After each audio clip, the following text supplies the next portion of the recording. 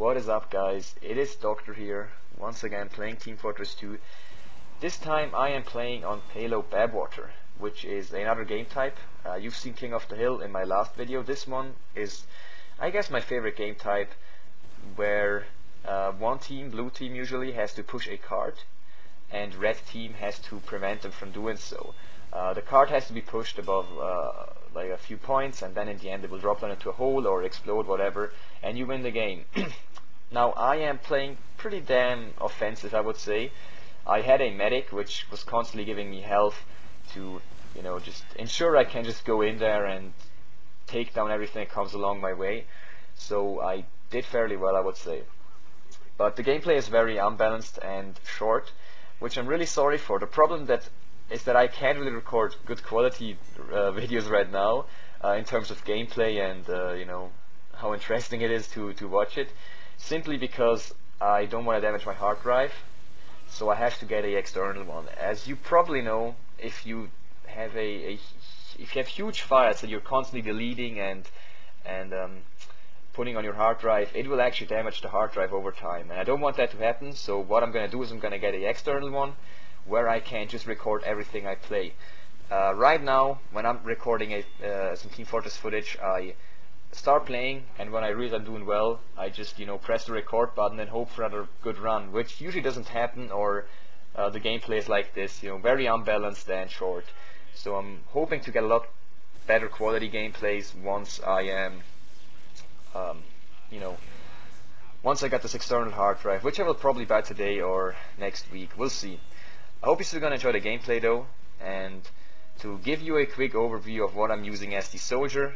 It is one of my favorite classes, obviously, if not my favorite class. I've put most time out of all the 9 classes into soldier, and the reason why I love soldier so much is because you're just really agile. You can jump around the map, as you see me do a lot, and, you know, also put out a lot of damage for a short amount of time, and it is very useful for getting priority targets. If you have a medic, for example, you can just jump above the enemy's heads and just rain down some rockets on them. So you are very agile, and you're pretty useful at taking out key threats. Aside that, I mean, it's just the thing that I love so much is that you are capable of, you know, just doing a whole amount of damage and actually being able to get around the map really quickly. But the gameplay is coming to an end. As I said, it's really short, so we're looking into some Pyro footage right now on King of the Hill. For this match here, I had to, you know, completely remove the voice, because not the voice, the game sound, because we were on Skype and we're not talking English, and it was a lot more noticeable than the actual game sound. So I didn't want to have that in the movie, as it would just kind of irritate and confuse you, I guess. So we're just gonna have a silent gameplay here. I'll hope to figure out how that works, or do it in a way where it doesn't record the whole Skype conversations. I'm sure there is a possibility. Now, King of the Hill, as I was playing in the first video that I made, is a sort of different game type than from Payload, which I was playing in just a match before. In King of the Hill, you have to get on a point and hold it for 3 minutes. Now, if you hold it for 2 minutes and the other team captures it, and then you just have to get it for 1 more minute, obviously. It doesn't need to be 3 minutes in one run. Now, I'm not really that much into playing the objective here, as with Pyro, you're probably gonna take a whole lot of damage if you're getting on the point. I'd rather have my heavy classes do that. So what I'm doing is I'm just, you know, running around the map, killing some people, picking my battles is very important as Pyro. When I see that I don't really have a chance to fight somebody, I can air blast them away, which is a unique ability of the Pyro, and just say, yeah, screw you, I'm coming back after I got some health. And it's different from soldier. I'm not really going for key threats. I'm just running around picking my battles, and if I realize it's going bad, I just, you know, run away and get some health and come back again. And that is the way I love to play Pyro. So guess that explains sort of what the game type is.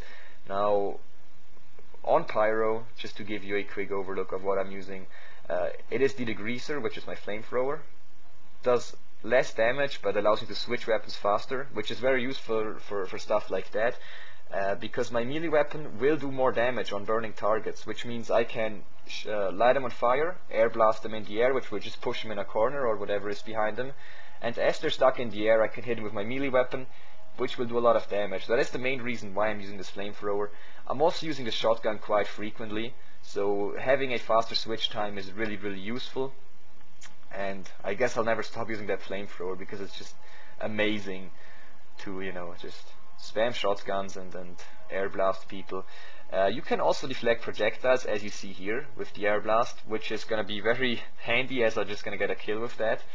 I need to put in a lot more practice in that as I'm not that great, but it is one of the more important things for a pyro to, you know, blast away grenades or rockets from his teammates to protect them. So when I'm playing payload as a pyro, I usually do that to help out my team, and it's gonna be part of another video, no worries. I'm also gonna cover the other 7 classes quickly to give you an understanding of what is happening.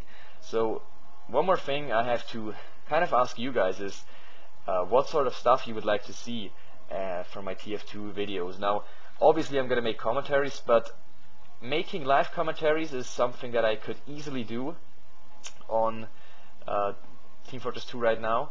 So if you are interested in actually seeing me do live commentaries, that is absolutely no problem for me, and I also plan on doing some of them. Obviously we're going to be talking English, not the language we will be talking in this video, so just give me a comment if you want to, and tell me what I should do.